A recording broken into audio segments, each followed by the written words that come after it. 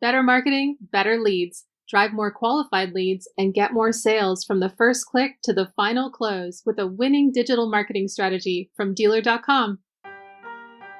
Welcome to Daily Drive for Thursday, November 7th, 2025. I'm Kellen Walker in Las Vegas. Today on the show, Elon Musk says Tesla is entering a new growth phase after approval of his new pay package. Some Nexperia chip deliveries resume, and Honda's EV bet backfires. Plus, Richard Lupo, fixed ops director, joins the show to talk about his dealership's move into mobile vehicle service. You were looking at a 40, 50-minute drive each way, right? So that's 2 hours shot, and then you've got the process of, 2-3 hours of being there, car getting in, car getting fixed, washed, vac, paperwork, all those kinds of things. Let's run through all the news you need to know to keep up in the auto industry. Elon Musk says Tesla is entering a, quote, wild new phase of growth after shareholders approved his trillion-dollar pay package. Speaking at the company's Texas headquarters, Musk outlined plans to ramp up vehicle production and make Tesla a leader in artificial intelligence and robotics. He said Tesla's Optimus humanoid robot could become the company's biggest product ever, with production starting next year and potential output reaching millions of units annually. Musk also teased Tesla's upcoming Cybercab robotaxi, which he expects to start building in 2026. He told investors Tesla could boost vehicle production by 50% next year as demand grows for self-driving cars. Some relief may be on the way for automakers hit by the Nexperia chip dispute. Executives say the Dutch-based Chinese-owned supplier has resumed limited shipments of its semiconductors after weeks of disruption tied to trade tensions between Amsterdam and Beijing. Germany welcomed the move, calling it a sign of de-escalation and a standoff that's shaken the global auto supply chain. Aumovio confirmed it's now receiving chips from Nexperia's Chinese plants under newly granted export exemptions. Other suppliers, including Bosch, have also begun seeing partial shipments, though production remains strained across Europe. Automakers such as Volkswagen, Stellantis, and Honda say they're watching the situation closely as chip deliveries slowly come back online. And Honda's big push into electric vehicles has backfired, tipping its auto business into the red and prompting a major rethink of its EV plans. The automaker booked a $1.5 billion charge tied to EV write-downs and delays, a bigger hit than the $1.1 billion cost of U.S. tariffs, leading to a $481 million operating loss. Executive Vice President Noriya Kaihara said Honda will scale back EV investments as demand cools and production setbacks grow. The automaker also expects a $1 billion impact from halted output tied to the Nexperia chip shortage, but aims to restart North American production the week of November 21st. CEO Toshihiro Mibe cut Honda's 2030 EV sales goal to about 750,000 units, down from 2 million. And those are today's headlines. You can find more details on all those stories at autonews.com. Now joining me to talk about Ford possibly discontinuing the Ford F-150 Lightning is Michael Martinez, who covers Ford for us at Automotive News. Mike, welcome back to Daily Drive. Thanks, Kel. So, Mike, why after so much investment would Ford discontinue the F-150 Lightning, and what is the automaker saying? Well, we should be clear about that. Ford's not saying one way or the other whether or not they are considering cutting the Lightning. They're saying that they will bring the plant that it's built at back online at the appropriate time. If you remember, they took it down a few weeks ago after the Novelis fire, and right now they're prioritizing the gas and hybrid versions of the truck, and that plant that builds the electric version is essentially on indefinite layoff into early next year at least. So Ford's saying they'll bring it back up at the right time, but you have to think that they have to be looking at how viable all of their EVs are in this sort of environment without the federal tax incentive, with demand not being what folks expected and with costs being higher than what they had anticipated. Ford had really grand ambitions for this truck, and it never met some of those expectations. Although it has sold well amongst its competitors, it is the best-selling EV pickup that's out there right now over its life. So it would be a significant move, but sort of understandable given Ford is losing billions and billions of dollars on EVs right now. And could this change the plans for the second generation Lightning that will be built in Tennessee in 2028? So Ford's saying they still are full steam ahead on that next gen EV pickup in Tennessee. As you mentioned, it's slated to come online in 2028. It's been delayed a few years, but all systems are go as of now. Automotive News has been reporting for a few years now that the Lightning was always going to be discontinued once that new truck comes online. So it's still a few years away. Maybe they pull the plug early, but that product was always supposed to be sort of transitory as we get into this dedicated EV architecture. Remember, Ford really rushed the Lightning out to be among the first automakers to have an EV pickup, and they really just modified the traditional gas powered platform. So they need this new fully dedicated battery electric platform that's coming in 28. Perfect. Michael Martinez covers Ford for us at Automotive News. Mike, thank you so much for joining me. Thanks, Cal. Coming up, one dealership is ready to move into mobile vehicle service, bringing repairs and maintenance directly to customers' driveways. That's next on Daily Drive. Better solutions, better outcomes. As the premier digital marketing agency, OnlyDealer.com delivers connected solutions backed by Cox Automotive, helping you drive qualified leads and close deals faster. Better websites, better engagement. Our intuitive, data-driven websites personalize the shopping experience before the deal begins, using insights only Cox Automotive can provide. Better digital retailing, better deals. Activate across dealer.com, AutoTrader, and KBB.com to create a seamless, personalized journey. Kelley Blue Book My Wallet lets shoppers enter budget info and see personalized payments. With Accelerate My Deal, that data flows into the retailing experience so buyers complete more steps online. Better personalization, better advertising. Our advertising solutions use real-time buying signals to deliver personalized experiences, boosting engagement with 2.9 times more VDP views, 2 times more site visits, and 2.4 times more leads. Stand out from your competition with a custom-built digital marketing strategy, better search visibility, and local reach. Dealer.com by Cox Automotive. Drive more leads, close deals faster. Welcome back to Daily Drive. I'm Kellen Walker. What does it take to start mobile service at your dealership? 18 months ago, Richard Lupo decided he needed to start mobile service at his North Carolina Honda and Acura dealership. Lupo, the fixed ops director at Appletree Honda and Acura, spoke with senior editor Dan Shine about the many steps it took before the first van hit the streets. Richard, thanks for joining me on the Fixed Ops Friday edition of Daily Drive. Well, thank you, Dan. It's a pleasure to be here. Honored to be here with you and Automotive News. Thank all you. the respect in the world for what you guys do. I appreciate that.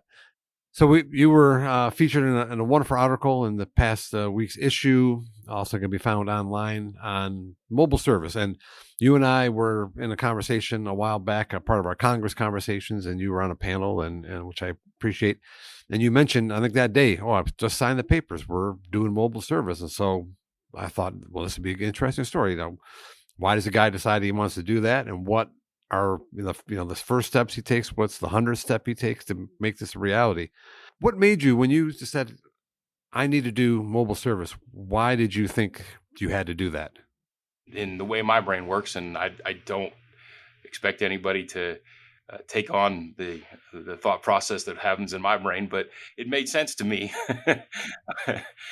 Ed Roberts has talked a long time about it. He's been very successful with it. And the talking points that he talks about winning driveways and, just meeting the customer where they want to be. Those are just things that after 30 years of slogging through this business, those are some of the core things. You have to meet the customer where they want to be.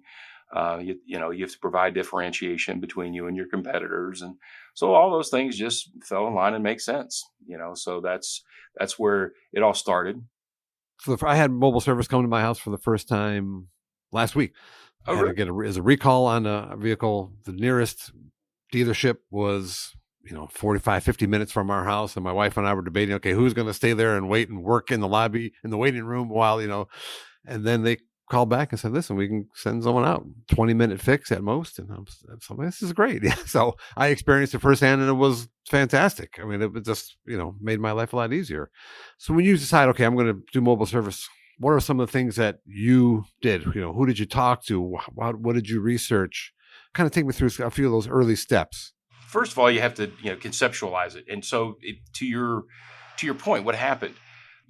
You were looking at a 40-50 minute drive each way, right? So that's 2 hours shot, and then you've got the process of 2-3 hours of being there, car getting in, car getting fixed, washed, vac, paperwork, all those kinds of things. And I'm sure that the dealership that you were going to drive 45 minutes to get to is a really nice place, right? Tile bathrooms and leather couches, right? Great coffee, sweet, nice people, right? But if you don't have to blow out 6 hours of a whole day and have that conversation, somebody's going to stop by your driveway in 20 minutes. It's kind of a no-brainer for our customer experience. And so the first part of it was just conceptualizing a game, gaming it out and going, makes a ton of sense. So that's the first thing. And then, we looked at what the actual real opportunity is.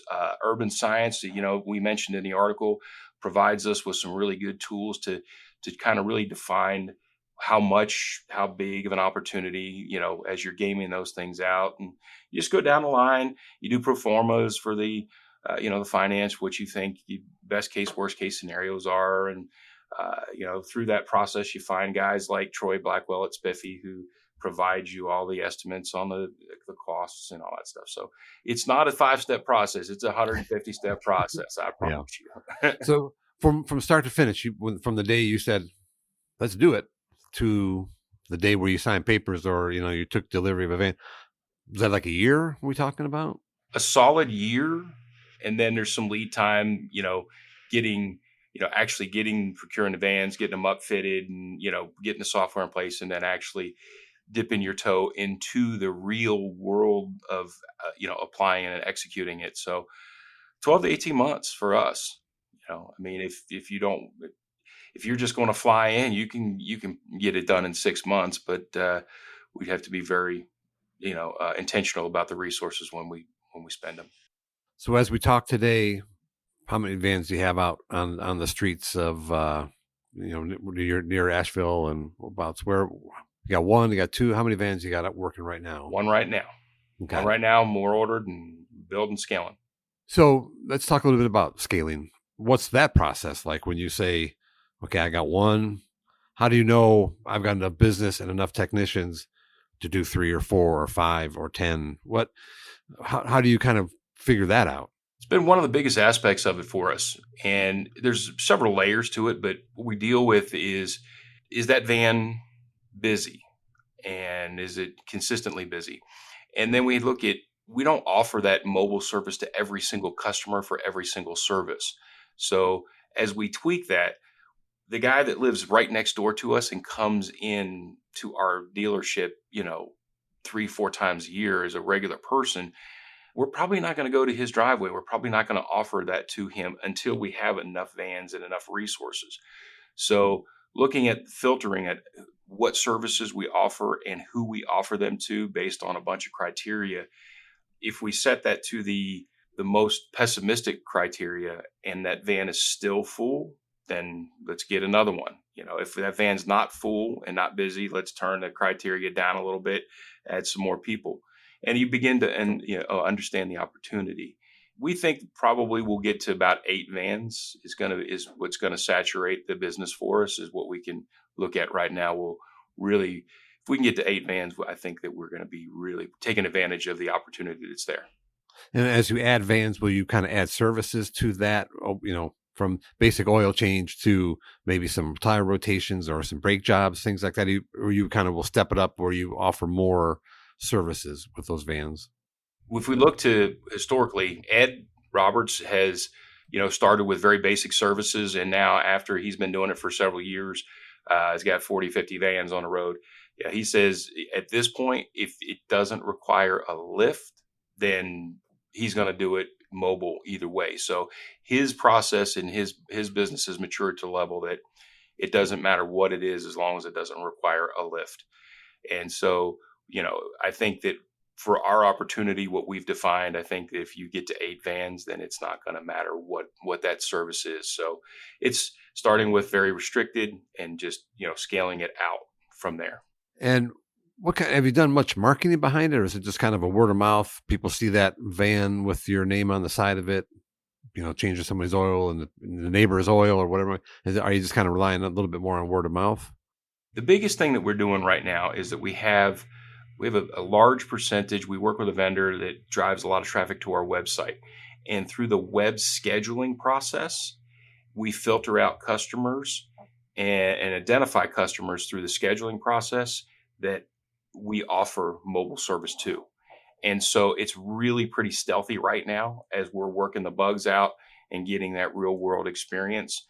As a customer is going onto the web, clicking and going down through and saying what services, where do you live, all those kinds of things, what kind of cars, that filtering process reveals whether or not that customer is offered mobile service. To finish up here, tell me what it was like that first day when that van left the shop and went off to do his first services out in the world. What was that feeling like for you? Probably anticlimactic, because we knew they were going to come. It was going to be a loser of a day. It was not going to.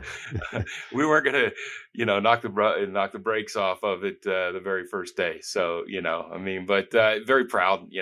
Realizing the opportunity and getting started.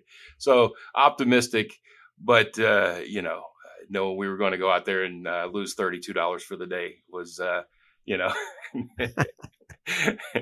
We must crawl before we can walk, right? Absolutely, sir.